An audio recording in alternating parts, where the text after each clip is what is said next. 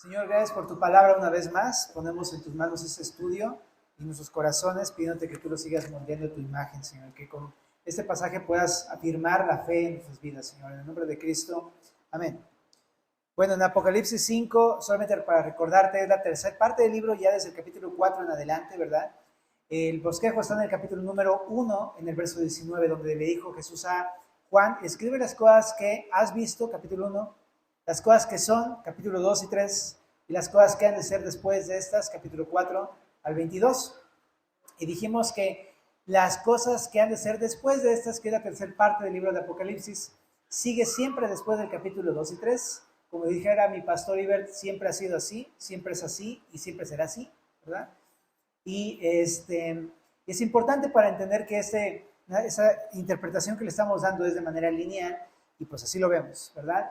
Bueno, pero entonces, empezando la tercera parte del libro, el apóstol Juan lo primero que vio cuando tuvo esta visión del Apocalipsis fue un trono celestial y ahí uno sentado, que es Dios. Y era majestuoso, era lleno de gloria. Pero también después de ver a Dios, ve a 24 tronos con 24 ancianos.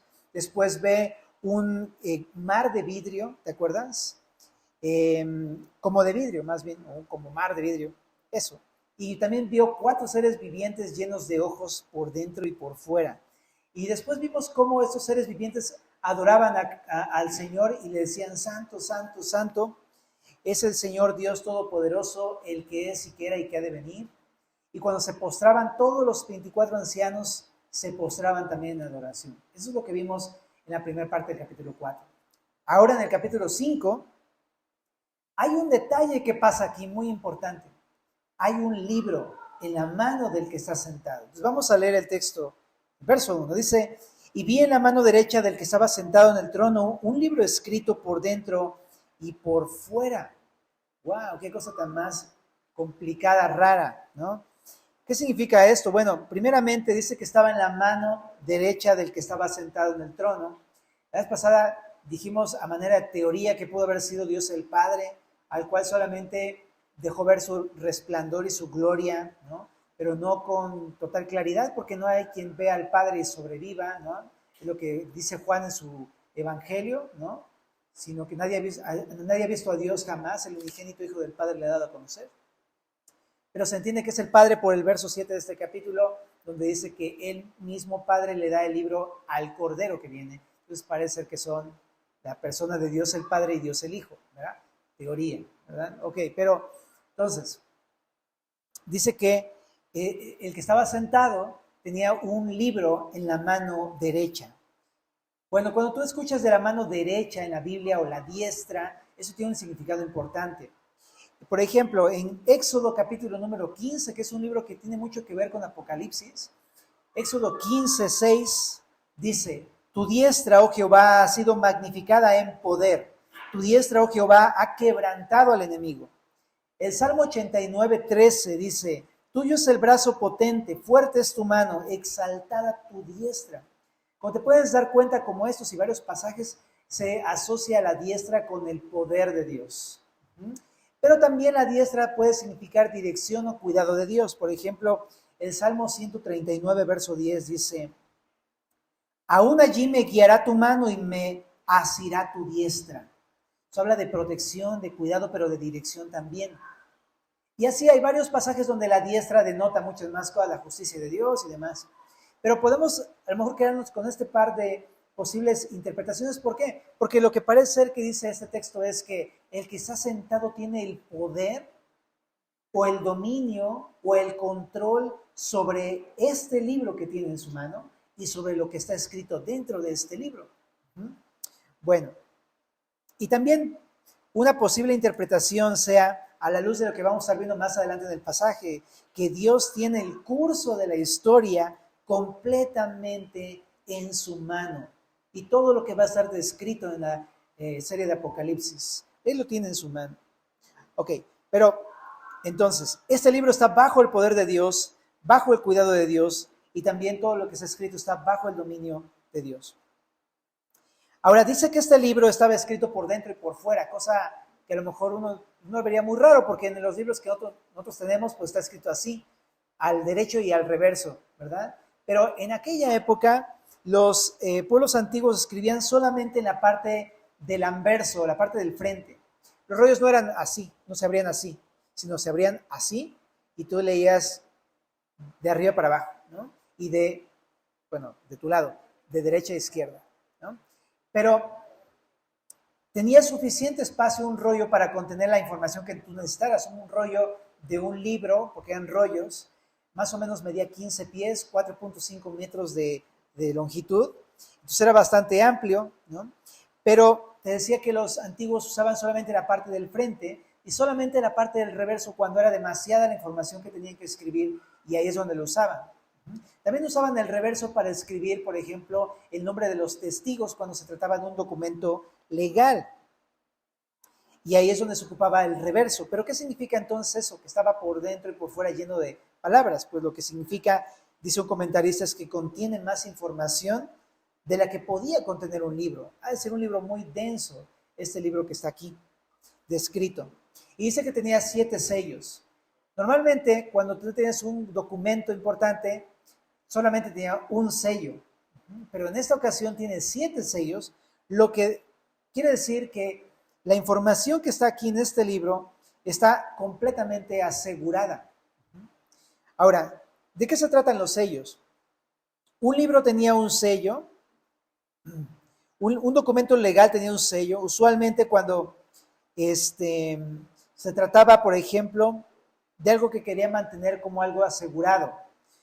En el caso, por ejemplo, de los testamentos en la antigüedad, los testamentos romanos es lo que tenían. Escribía alguien sus últimas palabras o su herencia o sus bienes que iba a dar a otra persona, y tenía que ser algo seguro de entregarse. Por eso se hacían los sellos, para asegurar el contenido, y solamente la persona que recibía el testamento podía tener el rollo, ser propietario del rollo, abrir el rollo y quitar el sello y poder demandar o pedir lo que estaba escrito en ese libro. También los documentos legales en la antigüedad constaban con una lista de testigos, y ellos eran los que llegaban con su sello y pues ponían su sello sobre la cera en el documento para avalar precisamente la veracidad del documento. Y el propósito, pues evidente, ¿no? Es preservar el contenido para los verdaderos destinatarios de esos rollos. Ok, entonces lo que pasa con esto probablemente se refiere a todo esto. La pregunta que tenemos que hacernos es, ¿qué rollo con este rollo? O sea, ¿qué significa? ¿No? Todos queremos saberlo. La verdad es difícil asegurar qué es lo que trae adentro, pero por lo menos hay interpretaciones que tratan de demostrar lo que significa este rollo. Primeramente, déjame decirte que hay como 10 maneras de interpretar esta parte, pero quisiera sugerirte una que me parece muy congruente.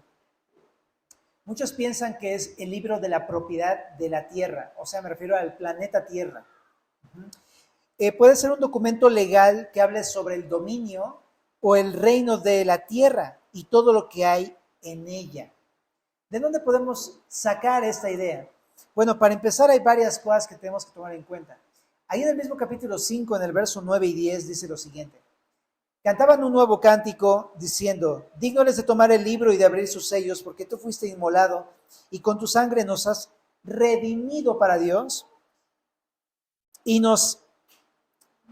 de todo linaje y lengua y pueblo y nación, y nos has hecho para nuestro Dios reyes y sacerdotes, y reinaremos sobre la tierra. Entonces, luego de abierto este libro, lo que vamos a ver en el mismo capítulo ahí adelante, es que un grupo de personas alaban a Dios, diciendo que ellos han sido redimidos para Dios y que reinarán sobre la tierra. Toma en cuenta ese versículo, porque tiene mucho que ver con lo que estamos leyendo.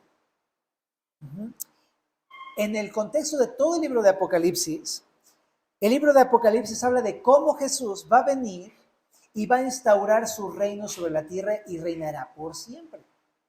Tiene que ver las dos cosas con el reino de Jesucristo. ¿Ok? Y no solamente Apocalipsis habla de esto, también el libro de Daniel, en el capítulo 7, en varios versículos habla de la idea de un reino del Señor. Déjame leerte el capítulo 7, el verso número 10. Dice: un río de fuego procedía y salía delante de él. Millares de millares le servían y millones de millones asistían delante de él. El juez se sentó y los libros fueron abiertos. Me voy a saltar al verso 18. Después recibirán el reino los santos del Altísimo y poseerán el reino hasta el siglo, eternamente y para siempre. Verso 21. Y veía yo que este cuerno hacía guerra contra los santos y los vencía, hasta que vino el anciano de días y se dio el juicio a los santos del Altísimo. Y llegó el tiempo y los santos recibieron el reino. Verso 26. Pero se sentará el juez y le quitará su dominio para que sea destruido y arruinado hasta el fin. Y que el reino y el dominio y la majestad de los reinos debajo de todo el cielo sea dado al pueblo de los santos del Altísimo, cuyo reino es reino eterno y todos los dominios le servirán y obedecerán. Bueno, ¿por qué te leí todas esas partes? Porque esta profecía de Daniel del capítulo 7 precisamente habla de lo que va a hacer Jesucristo más adelante. Él explicaba en su profecía que cuando Jesús, el Mesías, viniera, él iba a tomar nuevamente el reino y se lo iba a entregar a sus santos. Pero, viendo otra vez Apocalipsis capítulo número 5, pareciera que a partir de este momento es que Jesús empieza otra vez a tomar el dominio, la potestad y la majestad de su imperio, de su reino en esta tierra. Y también tiene que ver porque más adelante vamos a ver hasta el capítulo 20 cómo es que él derrota al enemigo, lo que dijo en Daniel 7, y a partir del 21 le da el reino a los santos que están descritos aquí en el libro de Apocalipsis. Y entonces reinarán con él para siempre. Pues pareciera a la luz de todo este contexto que estamos leyendo que es viable la posibilidad de que este libro que trae en la mano derecha el que está sentado en el trono es el libro de la propiedad de la tierra. Pero no es la única evidencia. También en el Antiguo Testamento, en el Jeremías capítulo 32, verso número 6 al 15, ya lo leímos los miércoles, entonces nada más si quieres apúntalo. Jeremías 32 del 6 al 15. Resulta que Jeremías simplemente compró un terreno, es lo que narra ahí en la historia que leímos, pero cuando tuvo él la propiedad de esa tierra que había comprado, él escribió una carta y la selló. Era como generalmente se obtenía el título de la propiedad de una tierra. Ajá. Se asemeja mucho al relato de Apocalipsis 5, como si dijera, como Jeremías compró un terreno y ahora tenía la escritura de ese terreno, el día de hoy también Jesús, bueno, en Apocalipsis 5, Jesús va a, ya que compró la tierra por completo con su sangre, va ahora a tener este documento escrito en su mano, como si fuera la escritura de la tierra, digamos así. Bueno, también tiene que ver con la propiedad de la tierra. En el capítulo 24 de los Salmos, me encanta este salmo, soy bien fan. Dice en el verso número 1, de Jehová es la tierra y su plenitud, el mundo y los que en él habitan, porque él la fundó sobre los mares y la firmó sobre los ríos. Este par de versículos es una maravilla, es una profundidad de cosas que dice, pero lo que dice es que Dios es el dueño de todas las cosas creadas, absolutamente de todas las cosas. ¿Por qué? Dice ahí, porque Él las creó. Y no solamente el mundo, sino todos los que habitamos en Él. O sea, tú y yo, todos los seres humanos, le pertenecemos a Dios. Y es una realidad, Dios tiene la propiedad de la tierra, pero pasó algo en la historia, que de pronto esto que le pertenecía a Dios fue, por decir así, saqueado, fue de alguna manera tomado, usurpado por alguien. Fíjate en Lucas capítulo 4. En Lucas 4, en el verso número 5, en lo que vas para allá te cuento un poquito la historia, pero Jesús está siendo tentado en el desierto y se acerca Satanás a decirle las siguientes palabras. Dice así: y le llevó el diablo a un alto monte y le mostró en un momento todos los reinos de la tierra, y le dijo el diablo: a ti te daré toda esta potestad y la gloria de ellos, porque a mí me ha sido entregada y a quien quiero la doy. Si tú postrado me adorares, todos serán tuyos. Respondiendo Jesús le dijo, vete de mí, Satanás, porque escrito está, al Señor tu Dios adorarás y a Él solo servirás. Algo pasó en la historia que de pronto Satanás se acerca con Jesucristo, que es el Rey de Reyes, el que es el dueño de la tierra. Y de pronto le dice, si tú te postras ante mí y me adoras, yo te voy a dar los reinos de la tierra, porque como ves, todos me pertenecen. ¿En qué momento fue que lo que le pertenecía a Dios ahora lo ha usurpado el diablo? Bueno, eso se remonta a la gran historia de la redención. En Génesis capítulo número 1, en el verso 26, si vas para allá también, resulta que Dios estaba creando todas las cosas al principio. Y dijo lo siguiente, entonces dijo Dios, hagamos al hombre a nuestra imagen, conforme a nuestra semejanza, y señoree en los peces del mar, en las aves de los cielos, en las bestias, en toda la tierra y en todo animal que se arrastra sobre la tierra. Y creó Dios al hombre a su imagen, a imagen de Dios lo creó, varón y hembra los creó, y los bendijo Dios y les dijo, fructificad, multiplicaos y llenad la tierra y sojuzgadla, y señoread en los peces del mar, en las aves de los cielos y en todas las bestias que se mueven sobre la tierra. Y bueno, además el relato de la creación, pero lo que podemos apreciar es como Dios, cuando creó al hombre, le dio al hombre, a Adán, la potestad sobre la tierra, el dominio, el reino sobre las cosas creadas. Le dijo, tú vas a señorear sobre todas estas cosas. Entonces el hombre estaba llamado a representar al Creador, al que es dueño de todas las cosas sobre la tierra. Ahora sí que a él se las concedió, le compartió su reino para que él juzgara estas cosas. Ahora, pero después de que sucedió este asunto, resulta que pasó algo realmente desastroso, ¿verdad? En Génesis 3 dice que la serpiente era astuta, más que todos los animales del campo que Jehová Dios había hecho, la cual dijo a la mujer, ¿con que Dios os ha dicho, no comáis de todo árbol del huerto? Y la mujer respondió a la serpiente, del fruto de los árboles del huerto podemos comer, pero del fruto del árbol que está en medio del huerto, dijo Dios, no comeréis de él ni le tocaréis para que no muráis. Entonces la serpiente dijo a la mujer, no moriréis, sino que sabe Dios que el día que comáis de él, serán abiertos vuestros ojos y seréis como Dios sabiendo el bien y el mal.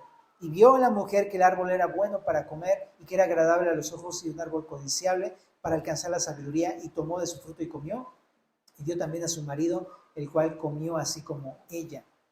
Bueno, lo que expresa este capítulo es algo que Satanás quería hacer desde el principio.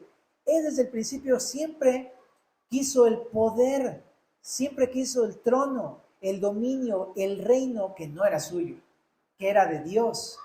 Y aquí en este intento lo que estaba tratando de hacer es retomar, o bueno, usurpar ese trono. Y para hacerlo engañó a la mujer, y la mujer incitó al hombre para que comieran. Y en el momento en el que los dos comieron, entonces, aparte de que entró el pecado y la muerte, se dieron su señorío a Satanás. O sea, prácticamente lo que está diciendo el diablo es, no le creas a Dios, créeme a mí, sométete a mi voluntad. Y el hombre y la mujer dijeron, amén. Y fueron y hicieron lo que les dijo la serpiente. Le creyeron a la serpiente y no a Dios. Obedecieron a la serpiente y no a Dios. Y en ese momento dejaron de tener la potestad de la tierra. O sea, algunos piensan que es ahí el momento, pero se remonta también a la historia que antes de la creación ya existía. Déjame proponerte lo siguiente. En Ezequiel capítulo número 28 hay un relato que algunos adjudican a alguien que se reveló en el cielo. Algunos quizá piensan que no es Satanás, pero tiene demasiada semejanza. Permíteme leerte esta porción donde probablemente estuvo el origen de la rebelión de Satanás. Dice así, vino mi palabra de Jehová diciendo, hijo de hombre, di al príncipe de Tiro.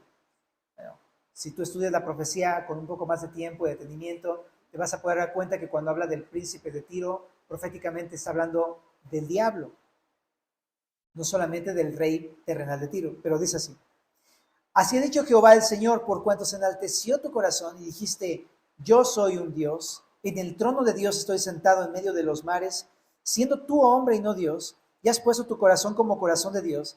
He aquí que tú eres más sabio que Daniel, no hay secreto que te sea oculto. Con tu sabiduría y con tu prudencia has acumulado riquezas y has adquirido oro y plata en tus tesoros. Con la grandeza de tu sabiduría en tus contrataciones has multiplicado tus riquezas, y a causa de tus riquezas se ha enaltecido tu corazón.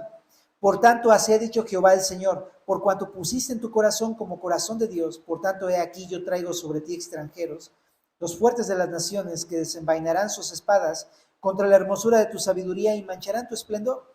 Al sepulcro te harán descender y morirás con la muerte de los que mueren en medio de los mares. ¿Hablarás delante del que te mate diciendo yo soy Dios? Tú hombre eres y no Dios, en la mano de un matador, de tu matador. De muerte de incircuncisos morirás por mano de extranjeros, porque yo he hablado, dice Jehová el Señor.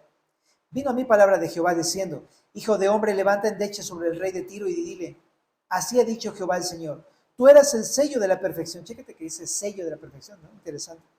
Sello de sabiduría, lleno de sabiduría, perdón, y acabado de hermosura. En Edén, en el huerto de Dios, estuviste. De toda piedra preciosa era tu vestidura, de cornerina, topacio, jaspe, crisólito, berilo y ónice, de zafiro, carbunclo, esmeralda y oro. Los primores de tus tamboriles y flautas estuvieron preparados para ti en el día de tu creación. Tú, querubín grande, protector, yo te puse en el santo monte de Dios. Allí estuviste. En medio de las piedras de fuego te paseabas. Perfecto eras en todos tus caminos, desde el día que fuiste creado hasta que se halló en ti maldad. A causa de la multitud de tus contrataciones, fuiste lleno de tu iniquidad y pecaste, por lo que yo te eché del monte de Dios y te arrojé de entre las piedras de fuego, oh querubín protector. Bueno, hay una serie de cosas que podemos seguir leyendo del capítulo, pero básicamente pareciera que está hablando de algo que pasó antes de la creación y de cómo el diablo se rebeló.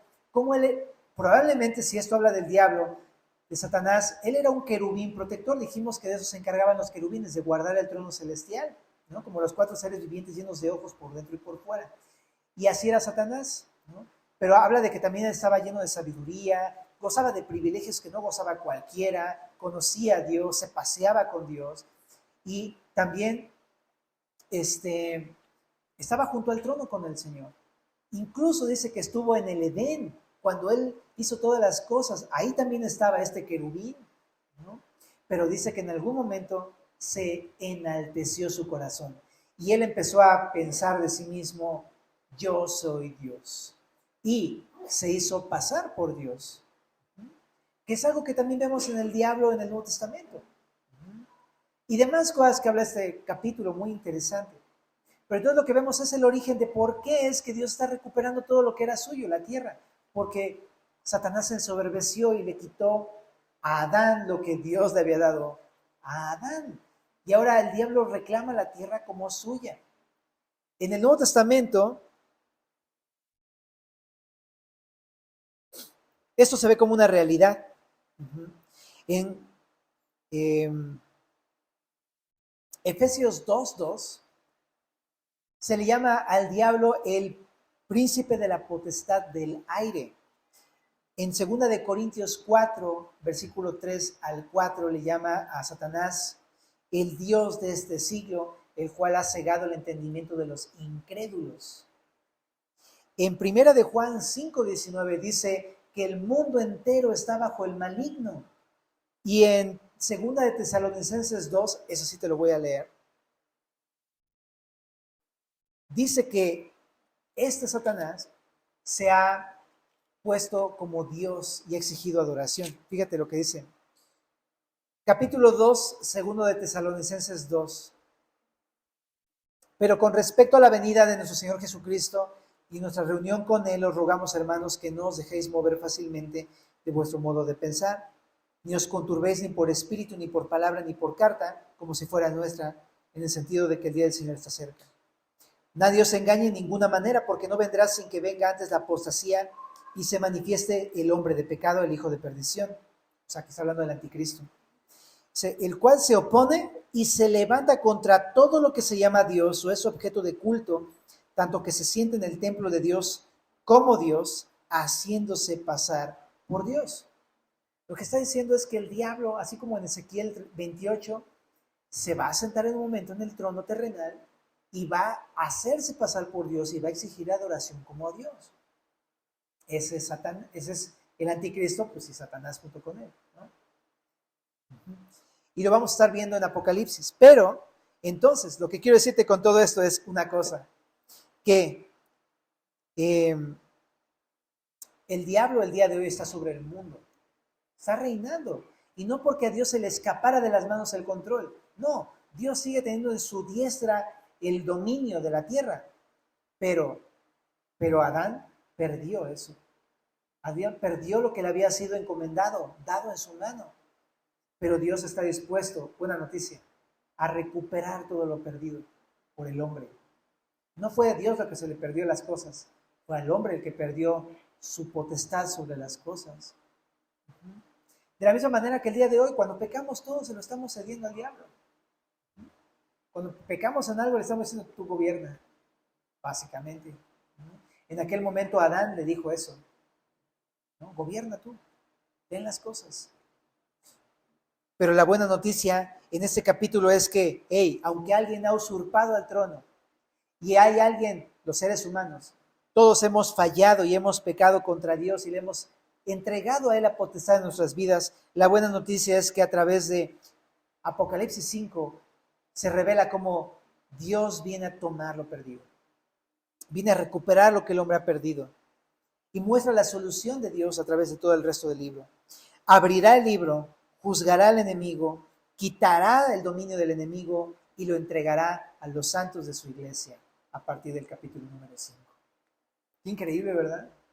Ahora, en Ezequiel capítulo número 2, en el verso 9 al 10, para que lo apuntes solamente, hay un libro parecido que está escrito por dentro y por fuera. Y dice que este libro se lo tenía que comer Ezequiel y dice que le supo dulce en sus labios pero amargo en su vientre. Pero dice que este libro contenía lamentos, endechas y ayes. Y está muy interesante porque habla de juicio este libro. Y Ezequiel profetiza eso, juicio. Pero este libro también es escrito por dentro y por fuera. Y también trae endechas y lamentaciones y ayes. Pareciera que está hablando acerca de que este libro o es el mismo o es muy parecido, pero contiene juicio. Y lo que está diciendo con esto es lo siguiente.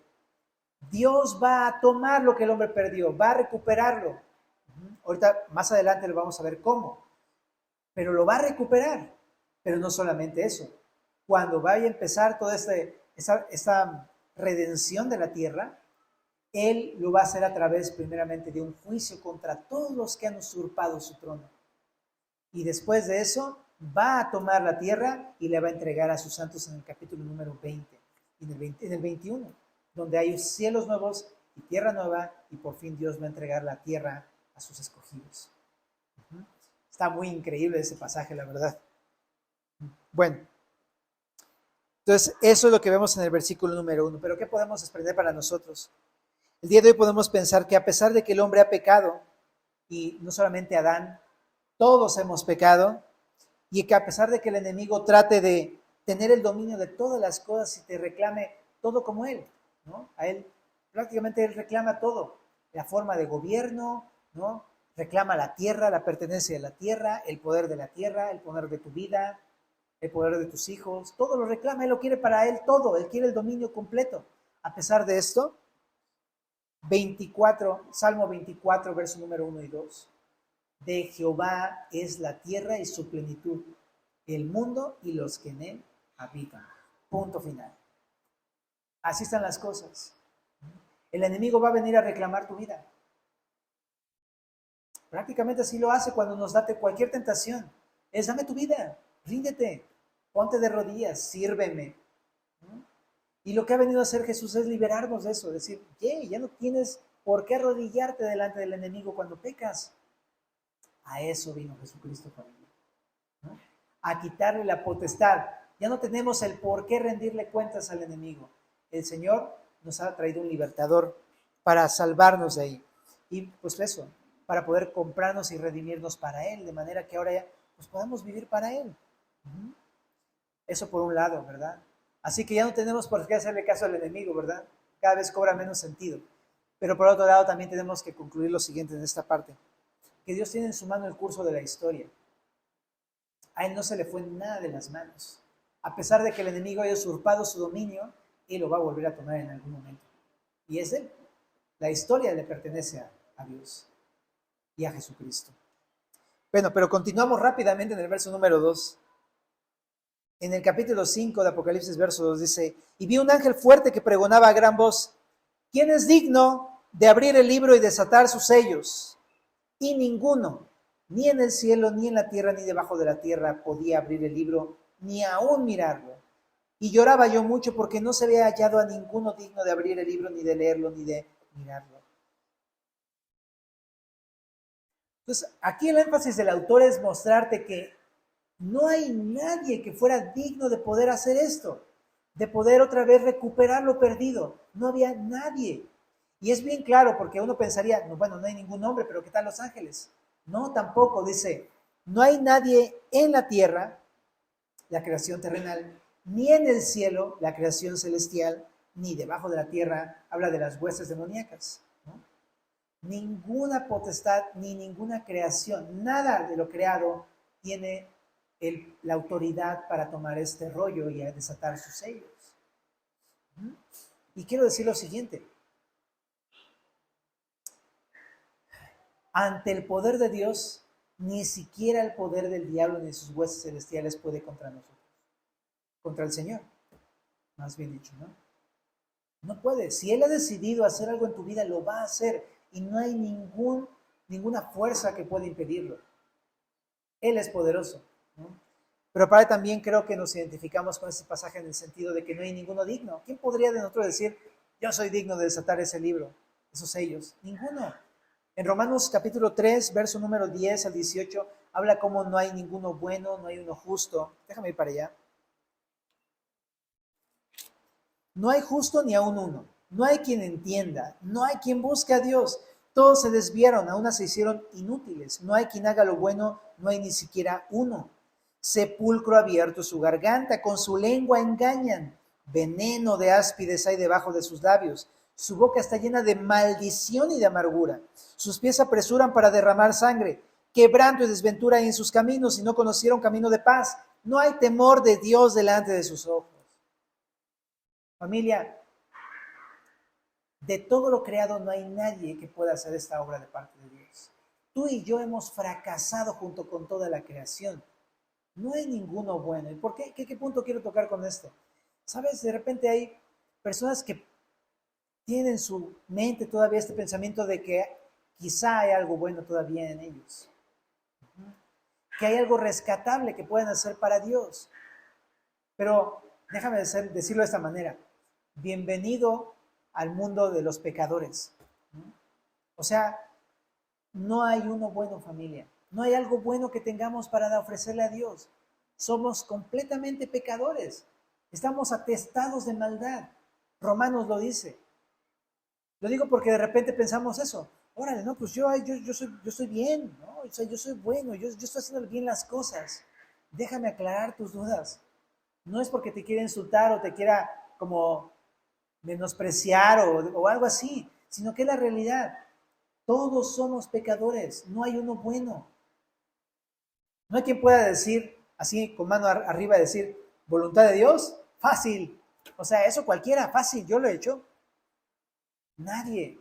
Cuando pensamos que nosotros podemos tener algún mérito, cuando pensamos que somos algo dignos de hacer la obra del Señor, en verdad, estamos completamente desubicados. Porque estamos comparándonos no con la justicia de Dios, sino estamos comparándonos con el que está junto a mí. Ahí sí yo puedo decir, no, pues yo soy más puro, yo sí voy a la iglesia, yo leo más la Biblia, etc. Pero eso no significa que seamos dignos. A la luz de quién es Dios, todos somos indignos por completo del Señor. Todos hemos pecado y hecho lo malo delante de los ojos de Dios. Hace unas semanas platiqué con una personita. Me encantó porque, gracias a Dios, escuchó y recibió el mensaje, ¿no? Pero decía, yo no he hecho nada malo. No entiendo por qué me pasan cosas malas en mi vida. No lo entiendo en verdad. Si yo todo lo he hecho bien, me esfuerzo, como mamá y como esto. Y le expliqué, bueno, Quizá a lo mejor delante de los hombres somos buenas personas, pero no delante de Dios. Y después de que le dije esas cosas, se quedó así de, sí es cierto, sí es cierto. ¿No? Empezamos a leer los 10 mandamientos y le preguntaba, oye, ¿tú has mentido? No, pues sí.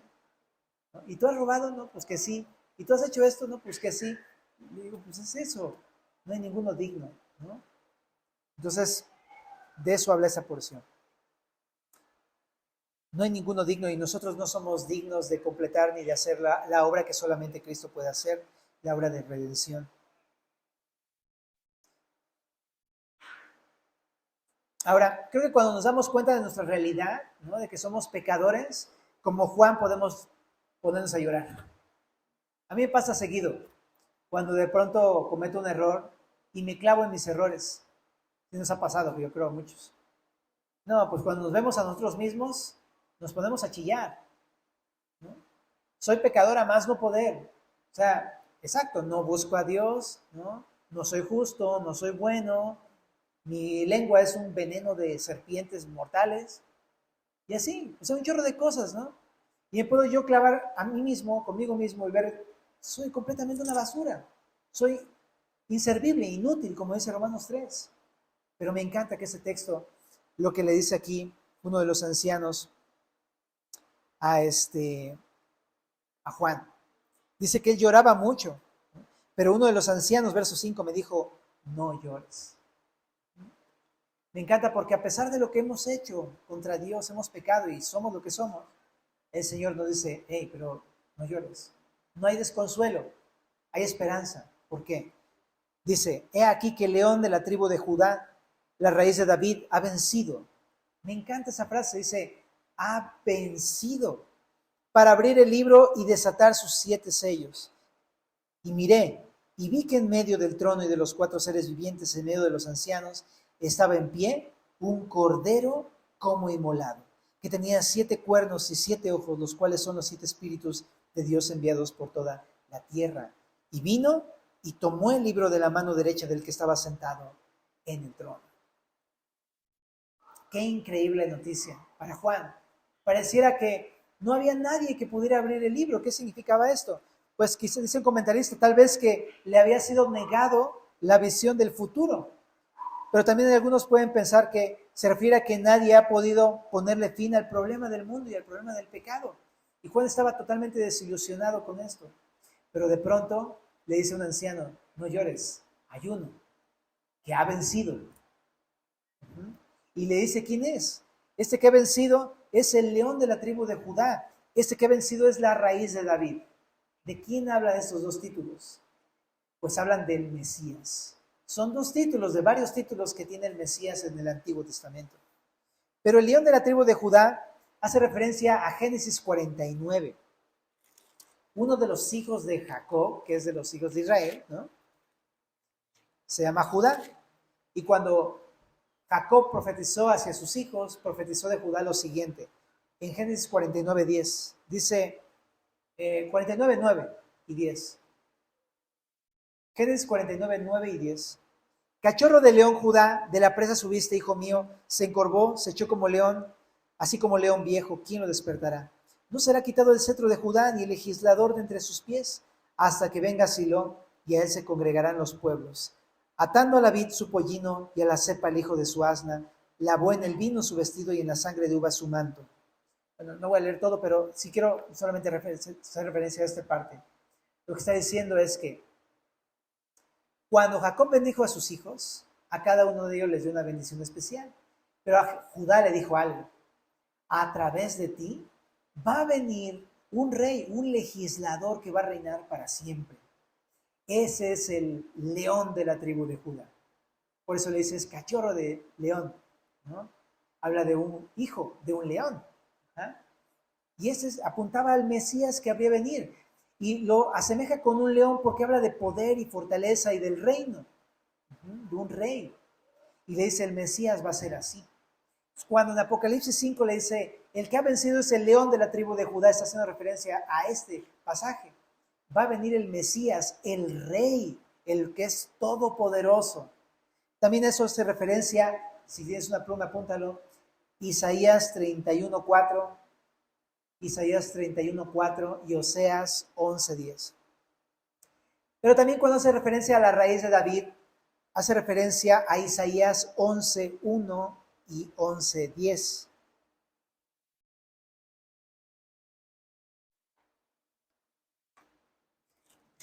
En Isaías 11:1 dice así: saldrá una vara del tronco de Isaí y un vástago retoñará de sus raíces.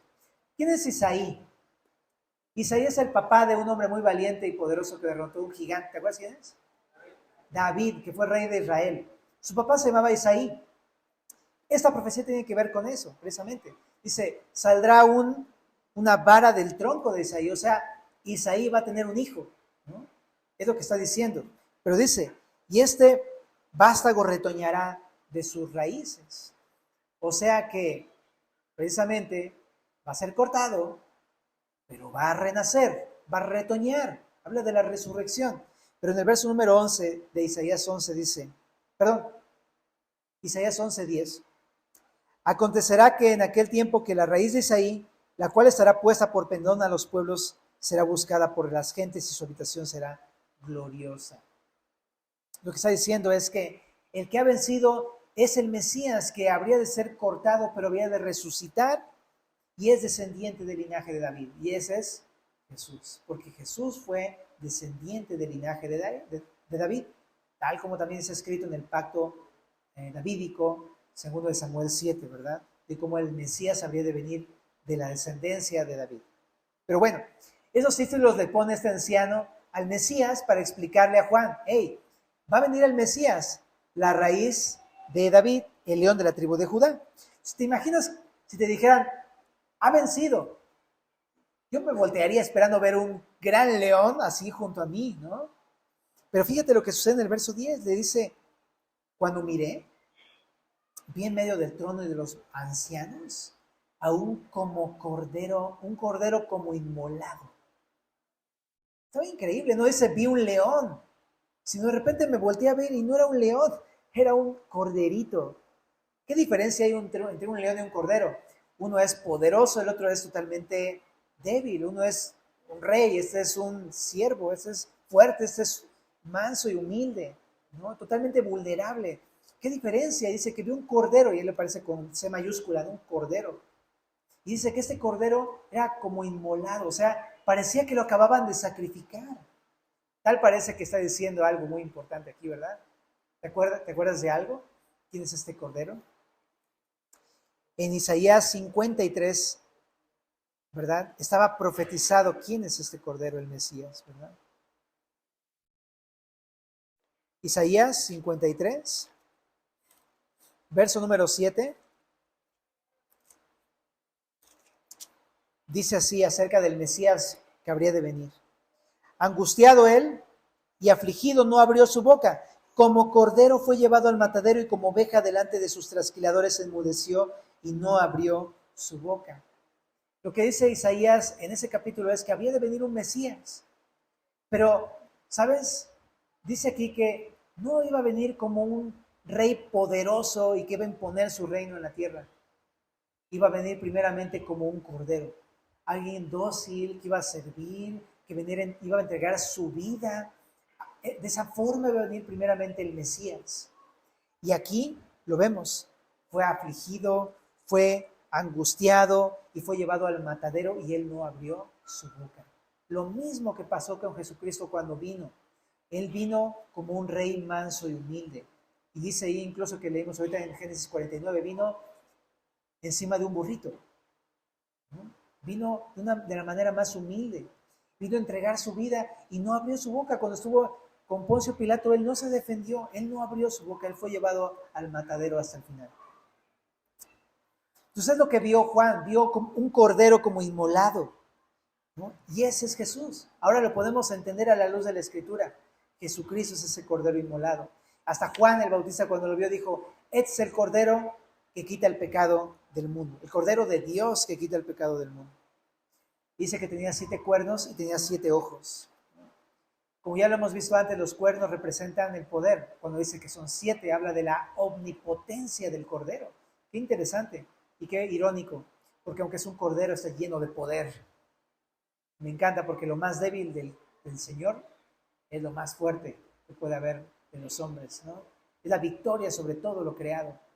Es el cordero, es omnipotente, pero también dice que está lleno tiene 7 ojos más bien. Y esto de ojos también ya lo vimos, habla de sabiduría y conocimiento. Y cuando habla de 7 es la totalidad de sabiduría y conocimiento. Entonces está diciendo que el cordero también es omnisciente. Es omnipotente, pero también a la vez es omnisciente sobre todas las cosas. Él conoce todas las cosas. Y dice que esto representa a los 7 espíritus de Dios.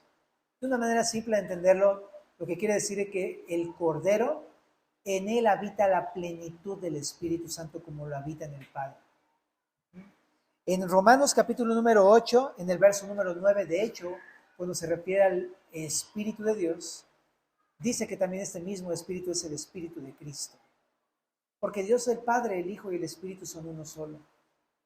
En pocas palabras, se manifestó delante de Juan el Cordero y el anciano le dijo, mira, este Cordero ha vencido el omnipotente, el omnipresente y también el que posee la plenitud del Espíritu de Dios. Ese es el Cordero de Dios.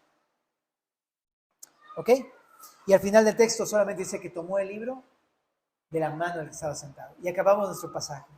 Un par de puntos para terminar, familia. Quiero decir que realmente el que tiene la potestad sobre todas las cosas siempre ha sido Dios.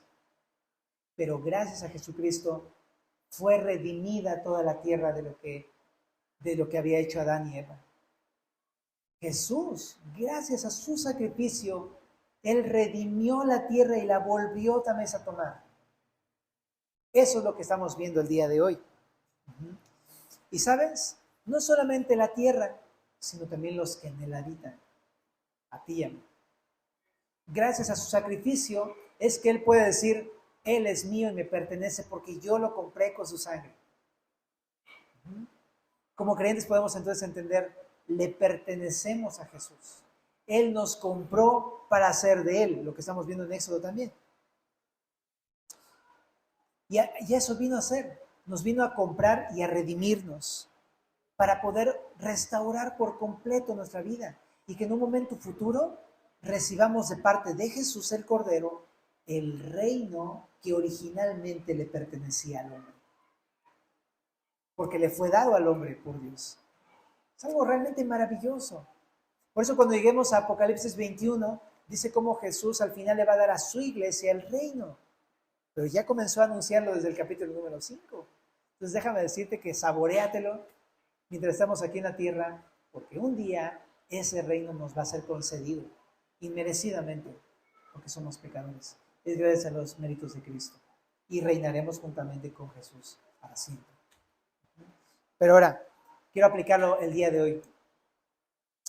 Tal vez el día de hoy estás ensimismado en tus propios problemas y lleno de cosas en tu propia vida porque no dejas de ver tus propios problemas. Pero para eso vino Jesús, para redimir nuestras vidas. Tal vez el día de hoy hay llanto como Juan. Uno no para de llorar al ver que no hay esperanza. A lo mejor piensas eso y todo está perdido, Josué. Todo está perdido en mi vida. Ya, no hay nada más que hacer. Todo lo he intentado y lo he echado todo a perder con mi pecado y con mis malas decisiones. La buena noticia es que Jesús dijo, no, tú perdiste, pero yo he vencido. Y aunque tú crees que está perdido, Jesús para eso vino, para tomar tu vida echada a perder y para darte una oportunidad de darte el reino del Señor. Él lo va a hacer, es algo que Él va a hacer. Así es que no puede ser que tengamos tristeza, pero no tengas desesperanza, porque Jesús lo va a completar. Ahora también, Él te va a limpiar en todo este proceso, te va a restaurar para que entonces cuando te dé esto de su mano, puedas estar completamente convencido. Hey, yo no soy justo, no soy bueno, no soy digno, pero gracias a tu sacrificio lo puedo tener. Me encanta que el día de hoy nos trata de manera que nos damos cuenta la miseria espiritual en la que nos encontramos día a día, para que todo lo que nos dé lo podamos valorar y reconocer que es de Dios, solamente de Dios. Y así va a ser toda nuestra vida, familia. ¿Y Él podrá hacer esto? Por más que yo vea mi vida hecha pedazos, ¿podrá? Claro que sí. ¿Por qué? porque Él es el león de la tribu de Judá, el todopoderoso, la raíz de David, la promesa que Él nos había hecho. Claro que lo va a hacer porque Él lo prometió. ¿Ok? ¿Y cómo lo hizo? A través de su sacrificio en la cruz. Así que mi hermanito, Jesús ha vencido. ¿Ok? Jesús ha vencido sobre la muerte, el pecado. Y además otra cosa más. Quiere tu vida, pero quiere toda tu vida. Ajá. Quiere esas áreas que el día de hoy tú no le has rendido a Dios, que todavía siguen bajo el poder del diablo. Y a eso vino, a darte libertad de esas cosas, de esas áreas que no le has entregado al Señor. Gloria a Dios por eso. Y Él lo va a hacer, ¿no? ¿Te parece si terminamos con una oración y le adoramos al Señor? ¿Puedes ponerte de pie? Está increíble, ¿sí?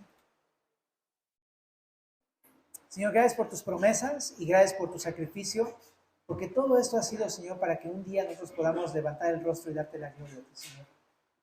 De que si nos has escogido y nos vas a tener en tu presencia y nos vas a hacer partícipes de tu reino, todo esto es por mérito tuyo, Señor. Gracias porque hay uno que ha vencido y ese eres tú, Señor.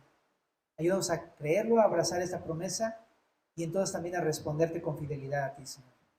Por favor, te lo pedimos y ocupa, por favor, de tu poder y toma esas áreas en nuestras vidas que aún no te hemos entregado, Señor.